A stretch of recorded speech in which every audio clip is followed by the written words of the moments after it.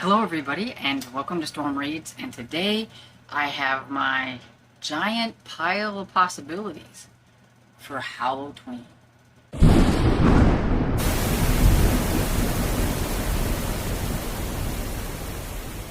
So yeah, I have a hard time making up my mind what I really want to read and what, I could put off. I want to read all the spooky and non-spooky books in the month of October, but I have a lot of other things that I'm going to be participating in as well, and some of these will fit and some of them won't, and so it's just a whole bunch. I just have a whole bunch.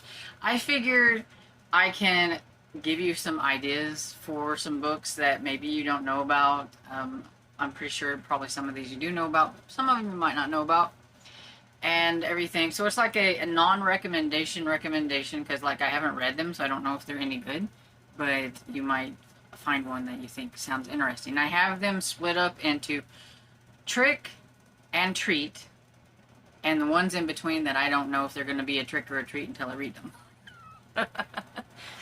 And when I say trick for spooky books, there are ones that I think other people will find spooky, not necessarily that I will find spooky. So, yeah, I'm doing the best I can with trying to decide what I think others might find spooky and what they might not find spooky.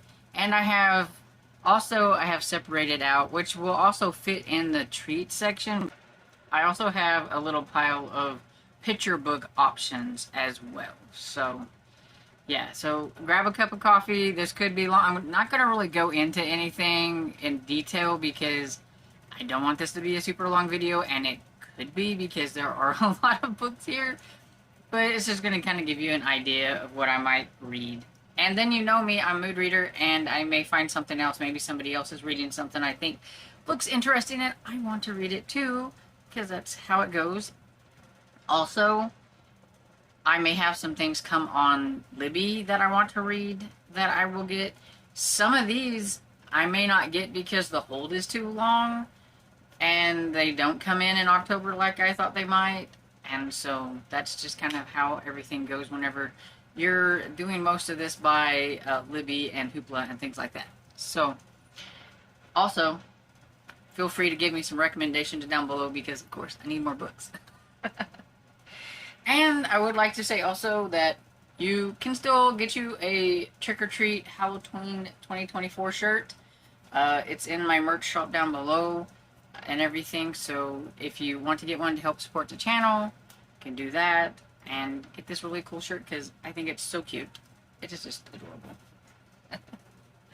Okay, so on with the books because that's what we're here for, right?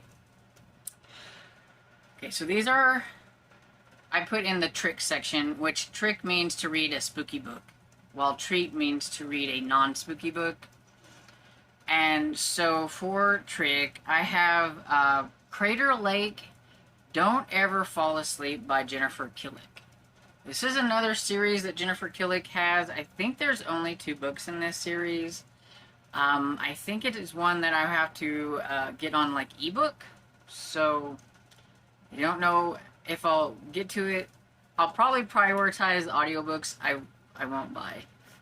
And I do have quite a few eyeball reading books on here, so we'll just see how that goes. But yeah, but I do want to read it because I really like Jennifer Killick. She's the one that writes the Dreadwood series that I am caught up until the newest one comes out, which I'm excited. I can't wait for the new one to come out and everything. So there's that. And then Caught Dead is by S.J. Wheels, and this is also another ebook that I have.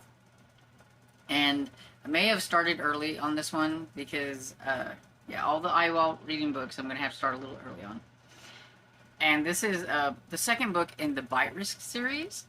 And I enjoyed the first one. I thought it was pretty decent, and it's about werewolves. The first one is about a town that all the adults, like 15 and older, I think, have a chance of like turning into a werewolf. They call them rippers. And then you find out that maybe it's some kind of governmental experimentation kind of thing going on, and it's a little kind of dystopian in a way that like this, how the town is set up, I guess you could say, and everything. And this is the aftermath of some of the things that happened in the first one. So I'm kind of curious to see how that continues. And then we have The Creeping of Dogwood House by Eden Royce. Now, I have read Root Magic by Eden Royce and thought it was pretty decent. And so I was kind of curious to try another book from this author. And, I mean, the cover looks kind of creepy, which is why I'm putting it here and everything and stuff. So we'll see how it goes. A lot of times I judge things on how creepy the cover looks, because I feel like the creepier the cover, then the creepier the insides might be. And that's how we're doing this. And so the next one I have is The Ghost of Nameless Island by Carly and West. This was one that I think I also had on my Halloween-a-thon bingo board and everything, and so it's on something twice, so I'm pretty sure I'm gonna get to that one. And so yeah, it just looks cute. I just like the cover. I thought the cover looked cute but also spooky, and so yeah, it's one of those that could have probably been in my I'm not real sure about, but it did look cute and spooky. And then let's see, I've got The Dark Deep by Ali Condi, which I think the last time I talked about this, I called it The Deep Dark, because for me, it just sounds better, I guess. Deep Dark and Dark Deep just doesn't, I don't know, it doesn't go right. But I got a surprise package for my friend Sherry. Well, I knew one was coming, but I don't remember what was going to be in it, so surprise to me. But so this is one of those books that were in there, and it also was going to be one of the books I was going to read. And so I was like, yay, now I've got the book. That's so cool. So thank you, Sherry. And this is also, it's Ali Condi and Brendan Reichs. And this was the one that's also on my Halloween-a-thon, as, I don't remember what it was for on there, but I do know that I needed to reread it because I want to continue and finish the trilogy.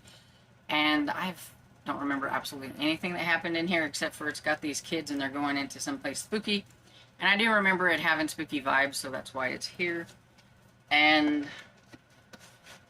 I think Sherry gave me this one too, like either earlier in the year or last year. I don't remember when, but I think so. And so we have The Ghost of Greylock by Dan Pawlowski. And I know that Dan Pawlowski books tend to be on the spooky side. And there we go. Look at that cover and everything. So that's what I'm going with this one.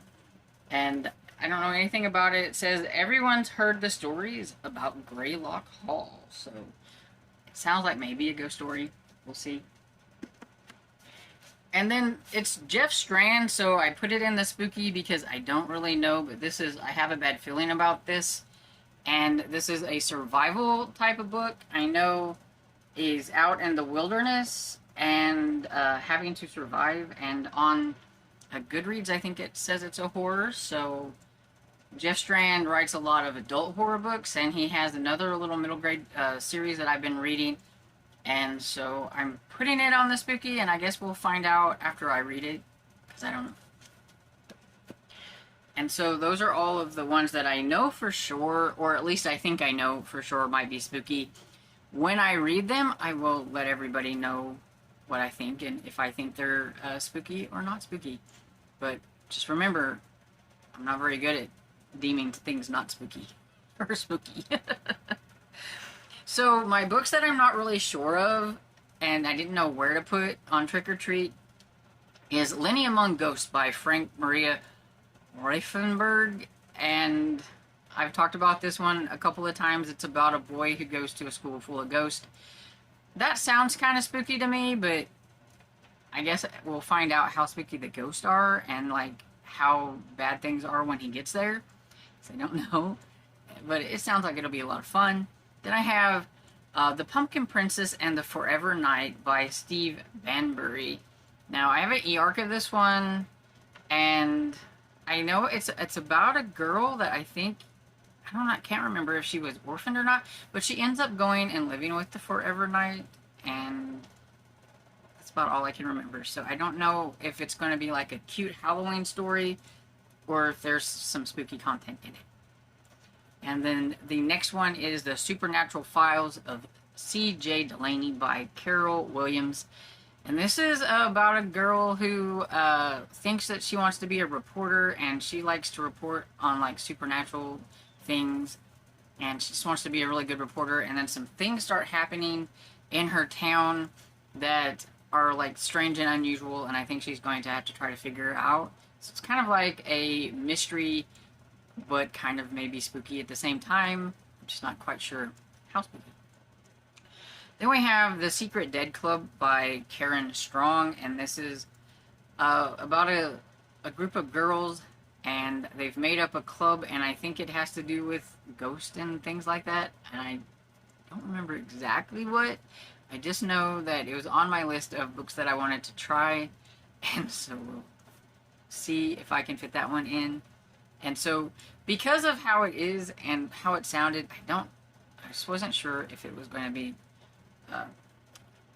spooky or not. So. And here's my treat ones. So we have The Terror in Jenny's Armpit by Patrick Carmen. I figured this one's going to be pretty hilarious and definitely not spooky. It is about a girl that has something growing out of her armpit. It looks like a monster from what I'm gathering and stuff, so I'm a little curious. I've read Patrick Carmen before. He usually has pretty kind of humorous, spooky type books and things like that, like, they're not spooky, but you know what I'm talking about. And so then we have The Ghost in the Attic by Dory Hillestad. This is the Haunted Library #2. So I know this one is definitely not spooky, but it is about ghosts. And in the first one, it was about a ghost who got misplaced from his family and everything, and he's now living in a new place. And I think there was a human that could see him, which was different and everything and stuff. So I'm kind of curious to see how the series progresses. So I have the second one on here to see how that goes. And then I have the Super Secret Octagon Valley Society by Melissa De La Cruz, which I think is going to be more like paranormal and just Halloween type vibes because of what it entails, because they've all got like these superpowers of some sort. But the cover looks like it would be a book that you would read during this time period, so that's why I've got it on here, so we'll find out and everything. But I've read some of her young adult books, and so I thought it was cool that she had a middle grade book. Then I have Night of the Living Mummy by R.L. Stine, and this is the third book in the House of Shiver series. And so reading this will catch me up with the House of Shiver series and everything, so I do want to get to this one if I can. And, you know, it's R.L. Stine, so I think they're spooky but not spooky. Some people think they are and some don't. For me, it's definitely not spooky, so it's why it's on my treat. And I also have a Goosebumps book on here. So I have The Girl Who Cried Monster by R.L. Stine, which is where I'm at. It's #8. I meant to read one last year and I didn't, so I'm hoping to get to one this year. There's an audiobook, because this one didn't have an audiobook, and I think that's why I didn't get to it last time. There's an audiobook coming out, but I think it's towards the end of September, or not the end of September, but I think it's towards the end of October. So I'm hoping the audiobook will be out and I can get it. We'll see. And then I have Amelia Feng and the Memory Thief by Laura Ellen Anderson, and this is the third book in the Amelia Feng series. I had talked about this series before when I was giving some like middle grade recommendations and things like that, and I was like, you know what? I need to see if I can get a hold of the third one, because I read the first two, but I never got to the second one, so, or I mean the third one, so we should do that. And then Ever Bunny Loves Magic by Aaron Reynolds, The Incredible Dead Pets of Rex Dexter #3. It is the last book in a trilogy, so I just need to get it read. There's an audiobook. I think I've had it on my TBR a couple of times and I just never got to it, so we're getting to it this go around because I want to finish out this trilogy, so it's not just hanging there with that last one. And it's really cute. Rex Dexter, at the beginning, in the first one, it's almost kind of like one of those big things where there's one of those machines where you can make a wish and it comes true and things like that. And, well, he wanted a pet, and he got pets, they're just dead pets. So he ends up having to try to solve the mystery on like why they were killed and things like that on some of them and stuff. It's cute. And so my picture books that I have, there's Spooky Scary Skeleton by Andrew Gold, and Not Very Scary by Carol Brendler. I'm Not Scary by, I will not be able to pronounce this author, sorry, Rahat Kaduji, yeah, maybe you can see it on here, or if it's not big enough on here, I will write the name, because yeah, I know I butchered that. And then Halloween Mice by Bethany Roberts, and Creepy Crayons by Aaron Reynolds, another Aaron Reynolds book. But I had read Creepy Carrots last year, so I wanted to read the Creepy Crayons this year and stuff. And because I do that, I forgot a treat book, so I'm just going to throw it on here. And so I have Dial a Ghost by Eva Ibbotson. And I think this is a treat book. It could be a spooky book. I also believe I got this from Sherry. And so if she sees this video, she could let me know if it should go in the trick or the treat section. But I think it's about ghosts that they find homes for ghosts. That's what it is. So there's a Dial a Ghost agency, and so they find homes for the ghost. So I don't know if that will mean it's scary or fun. But it's a little older one. I think it came out in the 90s. And so there's that. I have plenty more books on my shelves that I could pick from. I know there's going to be a whole bunch on my Libby that I've been waiting for. I have, on the tags on Libby, I have a tag that's just Halloween Kids. And there's like 100 and some books on there. And so I have plenty of books to choose from. It's going to depend on my mood. It's going to depend on maybe if I participate in some other readathons that I could use the middle grade books for. It just really depends. But this is my TBR of possibilities. It's a pile of possibilities. But let me know, what are you going to read for a Hallowtween, or at least one book that you're going to read for Hallowtween, and put it down below and add to my TBR, because maybe you're reading something that I'm not reading that I want to read.